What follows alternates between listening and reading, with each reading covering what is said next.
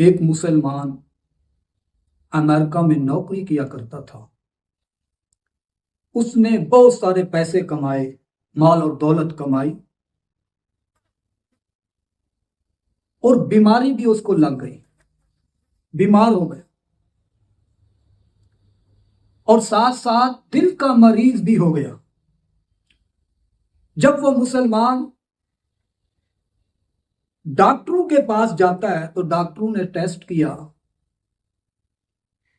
ڈاکٹروں نے کہا کہ آپ کے بچنے کے چانس بہت کم ہیں۔ 100% چانس میں سے 10% آپ کے بچنے کے چانس ہے، 90% نہیں ہے۔ ڈاکٹروں نے کہا کہ آپریشن کرتے ہیں، اگر آپ بچ گئے تو ٹھیک ہے، لیکن بچنے کے چانس بہت کم ہے۔ اس نے کہا کہ یارو مجھے 10 دن کی دوائی لکھ کر دو، میں اپنے وطن جاتا ہوں، اپنے بیوی بچوں کو مل کر آؤں، یار دوستوں کو مل کر آؤں۔ ڈاکٹروں نے 10 دن کی دوائی لکھ دی، اور کتاب میں لکھا ہے کہ اس کا ملک نہیں لکھا ہوا تھا کہ یہ کس ملک کا ہے۔ بہرحال وہ جس ملک کا بھی تھا وہیں چلا گیا، دوستوں کے ساتھ اس نے ملاقات کی، بیوی بچوں کے ساتھ ملاقات کی، لیکن بتلایا نہیں ہے کہ مجھے بیماریاں لگی ہوئی ہے۔ اس نے کسی کو بات نہیں کی، اور اپنے بھائی کے ساتھ گاڑی پہ جا رہا تھا، بہت رش تھا، ایک کسائی کی دکان تھی، ایک عورت کھڑی ہوئی ہے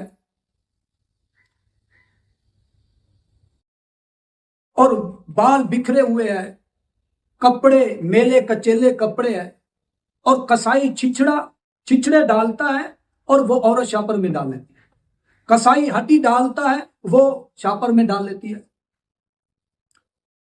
اس اللہ کے بندے نے جب یہ دیکھا نظارہ تو بھائی کو کہا کہ بریک لگاؤ، گاڑی کو بریک لگاؤ۔ وہ چلا گیا کسائی کی دکان۔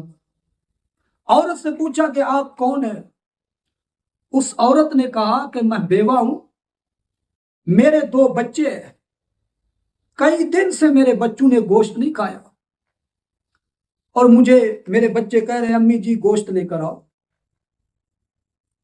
میں یہاں بیٹھی رہی لیکن کسی نے مجھے گوشت لا کر نہیں دیا،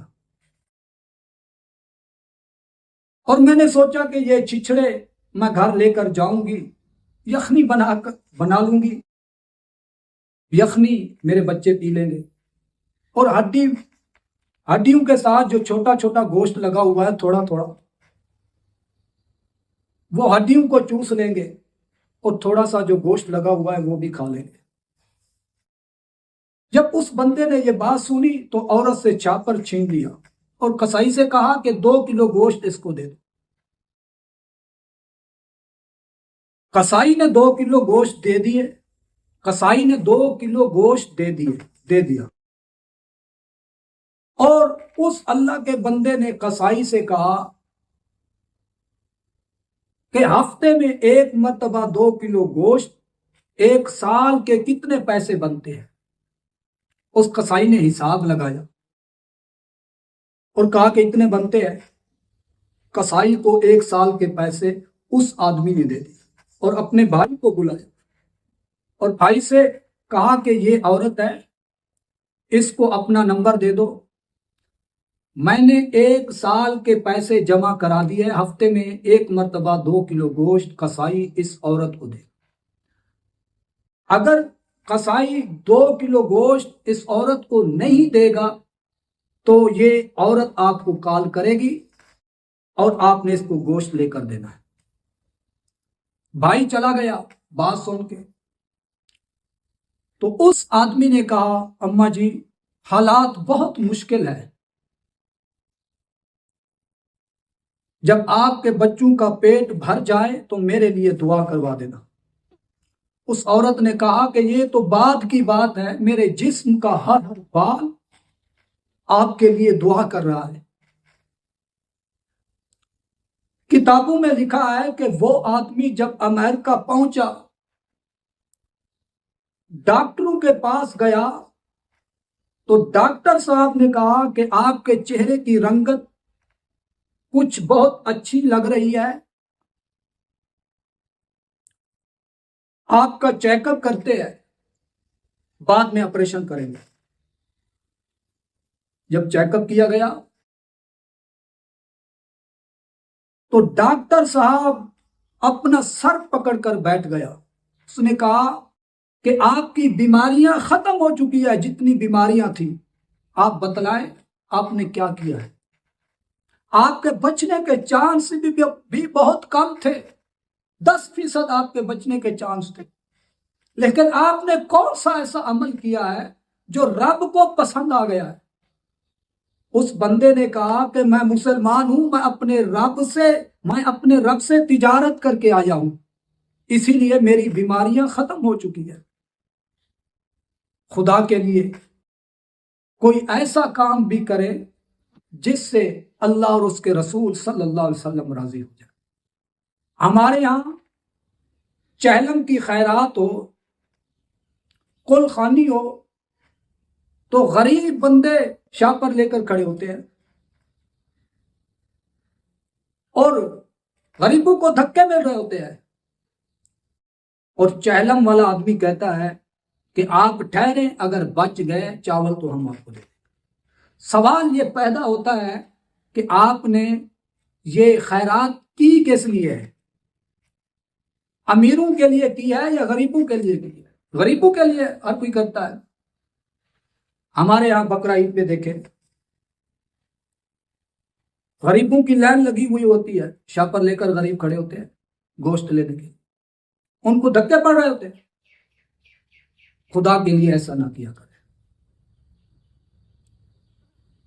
امیر بندے تو ہفتے میں 1-2 مرتبہ اپنے بچوں کو گوشت لے کر دیتے ہیں، لیکن غریب جو ہوتے ہیں نا، سال کے بعد بقرہ عید پر گوشت کھاتے ہیں، وہ بھی دھکے ان کو ملتے ہیں۔ سچے اللہ اور اس کے رسول کے ساتھ محبت کرنے والے بن جائیں، پھر اللہ تبارک و تعالیٰ آپ کی کیسی بگڑی بناتے ہیں۔ جب ہم اللہ اور اس کے رسول صلی اللہ علیہ وسلم کو راضی کریں گے، ان کی اتباع کریں گے، تو اللہ اور اس کے رسول صلی اللہ علیہ وسلم راضی ہو جائیں گے۔ کتابوں میں لکھا ہے ہم بہترین امت ہے، قرآن مجید میں بھی ہے، کنتم خیر امت اخرجت للناس تأمرون بالمعروف وتنہون عن المنکر وتؤمنون باللہ۔ لیکن اللہ نے ہمیں حضور علیہ الصلوۃ والسلام کی امت میں سے پیدا کیا۔ حضرت موسیٰ علیہ الصلوۃ والسلام جیسے پیغمبر اللہ سے درخواست کرتے ہیں، اللہ نبوت مجھ سے لے لے، لیکن مجھے محمد رسول اللہ صلی اللہ علیہ وسلم کی امت میں سے پیدا فرما دے۔ یہ کتنی بڑی اعزاز کی بات ہے۔ موسیٰ علیہ الصلوۃ والسلام دعا کر رہے ہیں، ہم نے دعا بھی نہیں کی، پھر بھی اللہ نے ہمیں آقا دو جہاں حضرت محمد مصطفیٰ صلی اللہ علیہ وسلم کی امت میں سے پیدا فرما دیا۔ پھر ہمیں چاہیے، بن مانگے اللہ نے ہمیں حضور کی امت میں سے پیدا فرمایا، پھر ہم سوچیں اپنے دل سے، اپنے دماغ سے، کہ ہم اللہ اور اس کے رسول صلی اللہ علیہ وسلم کی کتنی تابع داری کر رہے ہیں اور کتنی نافرمانیاں کر رہے ہیں۔ کتابوں میں لکھا ہے کہ خانہ کعبہ کے اندر جہاں طواف کیا جاتا ہے، 300-700 ایسے پیغمبر ہیں جن کی قبریں وہاں موجود ہیں، جن کی قبریں وہاں بنی ہوئی ہے۔ باقی کئی ہزار پیغمبر مکہ کے ارد گرد ان کی قبریں ہیں۔ تبلیغ وہ کسی اور جگہ پہ کیا کرتے تھے۔ کتابوں میں لکھا ہے کہ جب ان کا آخری وقت ہوتا تھا تو وہ اللہ سے دعا کرتے تھے، اے اللہ ہم کو اس محمد رسول اللہ صلی اللہ علیہ وسلم کی امت میں سے پیدا نہیں کیا، تو لیکن ہماری موت جہاں آخری پیغمبر حضرت محمد مصطفیٰ صلی اللہ علیہ وسلم آئیں گے اس شہر میں ہمیں وفات دے دے، اس شہر میں ہمیں موت دے دے۔ اللہ تبارک و تعالیٰ ان پیغمبروں کی دعا قبول فرماتے تھے۔ ہم کتنی خوش قسمت ہیں۔ وہ پیغمبر کہتے تھے کہ جب آقا دو جہاں حضرت محمد مصطفیٰ صلی اللہ علیہ وسلم چلیں گے تو ان کے پاؤں ہماری قبروں پہ تو لگیں گے۔ یہ اتنی خوش نصیبی سمجھتے تھے۔ ہم کتنے خوش قسمت ہیں۔ ایک واقعہ لکھا ہے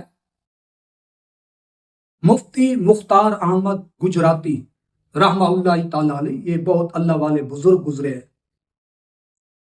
یہ عمرہ کرنے کے لیے گئے اور عمرہ کر کے مدینے میں آئے۔